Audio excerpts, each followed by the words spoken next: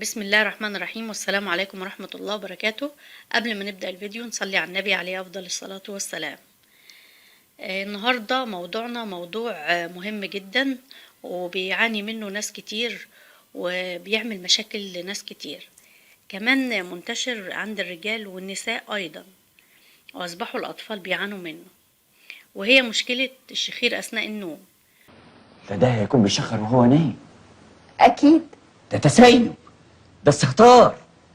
تيجي يجرى لها ايه؟ وليها أسباب كتير، منها الوزن الزائد، وكمان مشكلات في الأنف والنوم الخاطئ.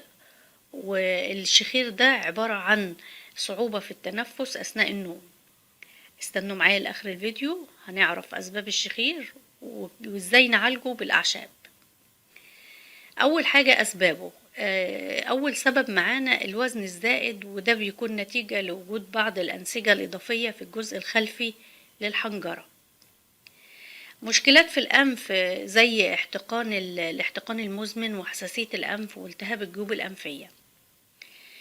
النوم لفترات قصيرة بيعرض الإنسان للشخير أثناء النوم، وده عشان مش بيحصل على قسط كافي من النوم.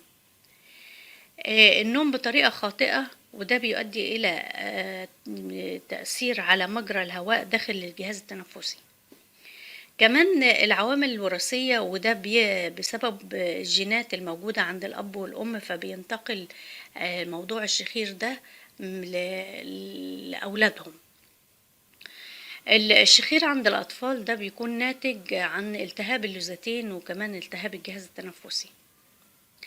فاحنا النهاردة هنعالج الشخير بالأعشاب، وفي حاجات كتير موجودة في بيتنا واحنا مش عارفين يعني فوائدها كويس جدا.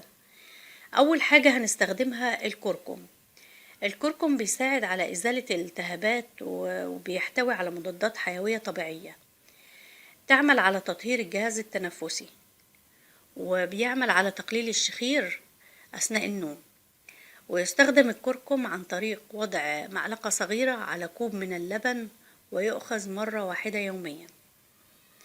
معانا كمان زيت الزيتون بيحتوي على مضادات التهابات، فهو يقضي على التهابات الجهاز التنفسي، وده بيساعد على استنشاق الأكسجين بشكل طبيعي.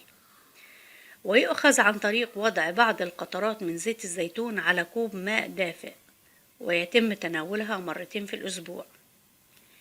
كمان معانا البابونينج. يعتبر البابونينج ده من أحسن وأقوى الأعشاب اللي بنستخدمها لعلاج نزلات البرد والأنفلونزا، وليه دور عظيم في تقليل الشخير، لأنه بيعمل على فتح ممرات الهواء للتنفس بشكل طبيعي. ويؤخذ عن طريق كوب مغلي محلى بعسل النحل مرتين في الأسبوع.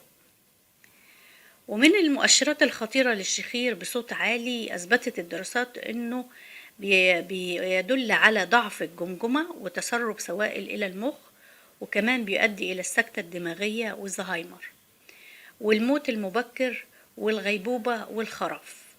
ودي كانت معلومتنا النهاردة، وإن شاء الله نتقابل في معلومة جديدة وفيديو جديد، والسلام عليكم ورحمة الله وبركاته.